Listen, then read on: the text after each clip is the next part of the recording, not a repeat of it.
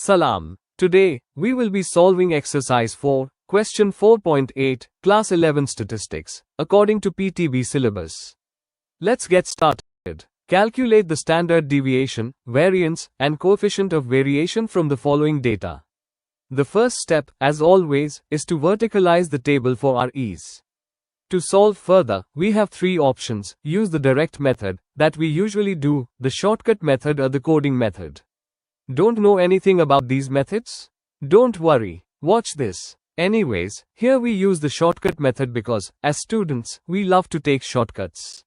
Oh wait, just kidding. We use this method as it helps simplifying our calculations and reduces larger numbers. Okay, now take the summation of the frequency, which is 245. Then, we know that d is equal to y minus an arbitrary value. Here we chose it to be 450. So now, to get the deviation d, we subtract each y with 450, like 525 minus 450, which is 75. Similarly, we do for all the rows. And choosing the center row 450 as an arbitrary value helps us to get 0 as the summation, which further simplifies our calculations.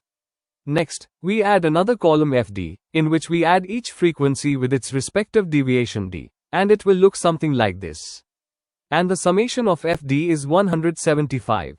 After that, we further add another column fd square, in which we multiply each d with fd, and its summation is 489,375. Now, finally it's time to find required standard deviation, for which we use the shortcut standard deviation formula. S is equal to square root summation fd square over summation f, minus bracket summation fd over summation f whole squared.